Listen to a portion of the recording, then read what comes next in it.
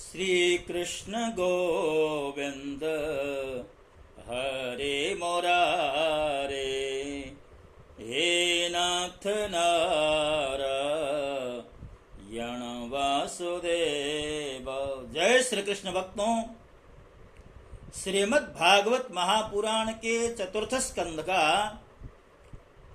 13वां अध्याय आपके समक्ष प्रस्तुत कर रहा हूं। धीरे धीरे हमारी यात्रा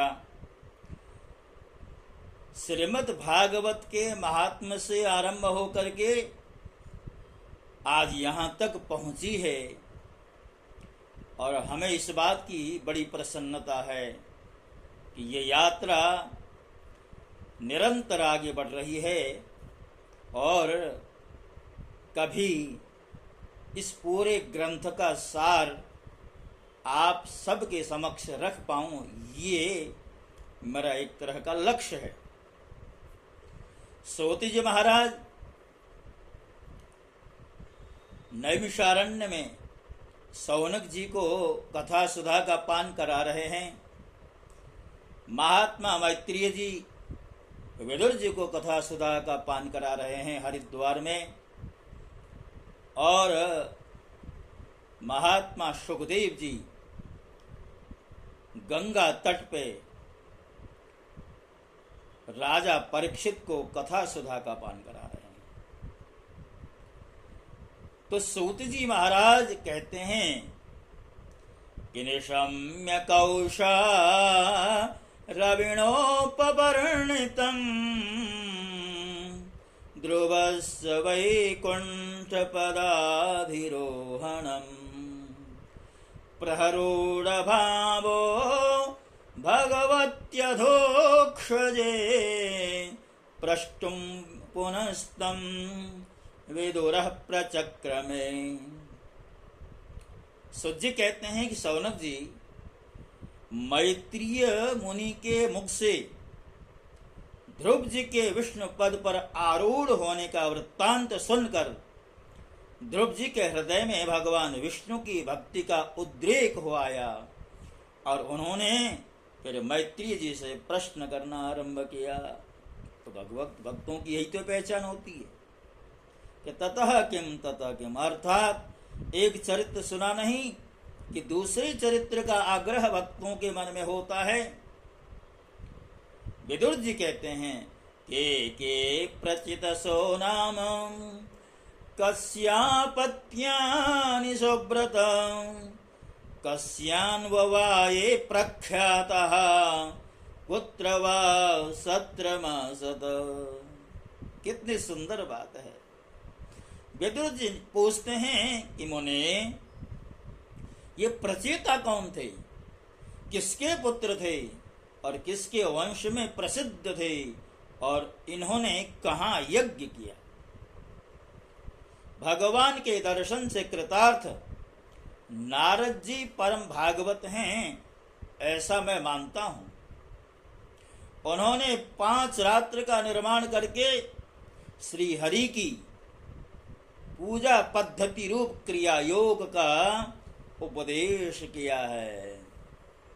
जिस समय प्रचेतागण स्वधर्म का आचरण करते हुए भगवान यज्ञेश्वर की आराधना कर रहे थे, उसी समय भक्त प्रवर नारद जी ने ध्रुव का गुणगान किया था उनके समक्ष।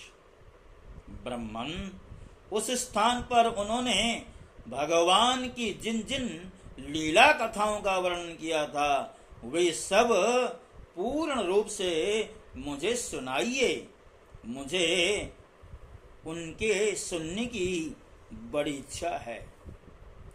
मैत्रेय जी कहते हैं कि विदुर जी, महाराज ध्रुव के वन चले जाने पर उनके पुत्र उत्कल ने अपने पिता की सार्वभौम वैभव और राज सिंहासन को अस्वीकार कर दिया। वह जन्म से ही शांत चित्त, आसक्ति शून्य और समदर्शी था तथा संपूर्ण लोकों को अपनी आत्मा में और अपनी आत्मा को संपूर्ण लोकों में स्थित देखता था। उसके अंतःकरण का वासना रूप मल अखंड योगाग्नि से भस्म हो गया था। इसलिए वह अपनी आत्मा को विशुद्ध बोध रस के साथ अभिन्न आनंदमय और सर्वत्र व्याप्त देखता था। इस प्रकार के भेद से रहित प्रशांत ब्रह्म को ही वह अपना स्वरूप समझता था तथा अपनी आत्मा से भिन्न कुछ भी नहीं देखता। वह अज्ञानियों को रास्ते आदि साधारण स्थानों में बिना लपट की आग के समान मूर्ख, अंधा, बहिरा, पागल अथवा गूंगा सा प्रतीत होता था। वास्तव में ऐसा था नहीं। इसलिए कुल की बड़े बूढ़े तथा मंत्रियों ने उसे मूर्ख और पागल समझकर उसके छोटे भाई भ्रमी के पुत्र वत्सर को राजा बनाया। वत्सर की प्रेयसी भार्या स्वर्वीथी के गर्भ से पुष्पार्ण, तिग्म, केतु, ईश, उर्ज, वसु और जय नाम के 6 पुत्र उत्पन्न हुए। पुष्पार्ण के प्रभा और दोषा नाम की 2 स्त्रियां थी। उनमें से प्रभा के प्रातः, माध्यम दिन और सायं ये 3 पुत्र हुए। दोषा नाम की जो पत्नी थी उसके प्रदोष, निषीद और विष्ट ये 3 पुत्र हुए। और विष्ट ने अपनी भार्या पुष्करणी से सर्वतेजा नामक पुत्र उत्पन्न किया। उसकी पत्नी आकुति से चक्षु नामक पुत्र हुआ और चाक्षुष मनमंत्र में वही मनु हुआ। चक्षु मनु की स्त्री नड़वला से पुरु, कुत्स, त्रित, द्युम्न, सत्यवान, ऋत, व्रत, अग्निष्टोम, अतिरात, प्रद्युम्न, शिवी और उल्मुक ये 12 सप्तगुणी बालक उत्पन्न हुए। इनमें उल्मुक ने अपनी पत्नी पुष्करणी से अंग, सुमना, ख्याति, क्रतु, अंगिरा और गय ये 6 पुत्र उत्पन्न किए। अंग की पत्नी सुनीता ने क्रूर कर्मा वेन को जन्म दिया, जिसकी दुष्टता से उद्विग्न होकर राजर्षि अंग नगर छोड़कर चले गए। विदुर जी, मुनियों के वाक्य वज्र के समान अमोघ होते हैं। उन्होंने कुपित होकर वेन को शाप दिया और वह मर गया। तब कोई राजा न रहने के कारण लोक में लुटेरों के द्वारा प्रजा को बहुत कष्ट होने लगा। यह देखकर उन्होंने वेन की दाहिनी भुजा का मंथन किया, जिससे भगवान विष्णु के अंशावतार आदि सम्राट महाराज पृथु प्रकट हुए। विदुर जी पूछते हैं कि ब्राह्मण महाराज अंग तो बड़े शील संपन्न, साधु स्वभाव, ब्राह्मण भक्त और महात्मा के थे, तो उनके बेन जैसा दुष्ट पुत्र कैसे उत्पन्न हुआ, जिसके कारण दुखी होकर उन्हें नगर छोड़ना पड़ा। राजदंडधारी वेन का भी ऐसा क्या अपराध था जो धर्मज्ञ मुनीश्वरों ने इसके प्रति शाप रूप ब्रह्म दंड का प्रयोग किया। प्रजा का कर्तव्य है कि वह प्रजापालक राजा से कोई पाप बन जाए तो भी उसका तिरस्कार न करे, क्योंकि वह अपने प्रभाव से 8 लोकपालों के तेज को धारण करता। ब्राह्मण आप भूत भविष्य की बातें जानने वाले लाभ वालों में श्रेष्ठ हैं, इसलिए आप मुझे सुनीता के पुत्र वेन की सब करतूतें सुनाइए। मैं आपका श्रद्धालु भक्त हूं। मैत्री जी कहते हैं, विदुर जी, एक बार राजर्षि अंग ने अश्वमेध महायज्ञ का अनुष्ठान किया। उसमें वेदवादी ब्राह्मणों के आह्वान करने पर भी देवता लोग भाग लेने नहीं आए। तब ऋत्विजों ने विस्मित होकर यजमान अंग से कहा, राजन, हम आहुतियों के रूप में आपका जो घृत आदि पदार्थ हवन कर रहे हैं उसे देवता लोग स्वीकार नहीं करते। हम जानते हैं कि आपकी होम सामग्री दूषित नहीं है, आपने उसे बड़ी श्रद्धा से जुटाया है तथा वेद मंत्र भी किसी प्रकार बलहीन नहीं हैं, क्योंकि उनका प्रयोग करने वाले ऋत्विजगण याजकोचित सभी नियमों का पूर्णतया पालन करते हैं। हमें ऐसी कोई बात नहीं दिखती कि इस यज्ञ में देवताओं का किंचित भी तिरस्कार हुआ। फिर भी कर्माध्यक्ष देवता लोग क्यों अपना भाग नहीं ले रहे हैं? मैत्री जी कहते हैं कि ऋत्विजों की बात सुनकर यजमान अंग बहुत उदास हुए। तब उन्होंने याजकों की अनुमति से मौन तोड़कर सदस्यों से पूछा, सदस्यों, देवता लोग आवाहन करने पर भी यज्ञ में नहीं आ रहे और न सोम पात्र ही ग्रहण करते हैं। आप बताइए, मुझसे ऐसा क्या अपराध हुआ है? सदस्यों ने कहा, राजन, इस जन्म में तो आपके तनिक भी अपराध नहीं हुआ।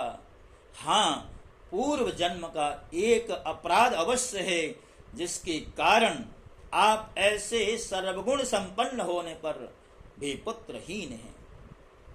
आपका कल्याण हो, इसलिए पहले आप सुपुत्र प्राप्त करने का कोई उपाय कीजिए। यदि आप पुत्र की कामना से यज्ञ करेंगे तो भगवान यज्ञेश्वर आपको अवश्य पुत्र प्रदान करेंगे। जब संतान के लिए साक्षात यज्ञ पुरुष श्री हरि का आह्वान किया जाएगा, तब देवता लोग स्वयं ही अपना अपना यज्ञ भाग ग्रहण करेंगे। भक्त जिस जिस वस्तु की इच्छा करता है, श्री हरि उसे वही वही पदार्थ देते हैं।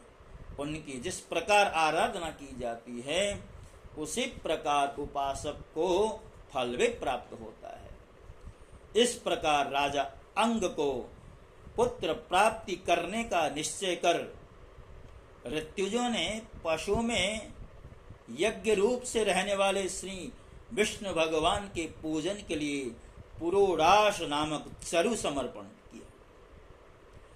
अग्नि में आहुति डालते ही अग्निकुंड से सोने के हार और शुभ्र वस्त्रों से विभूषित एक पुरुष प्रकट हुए।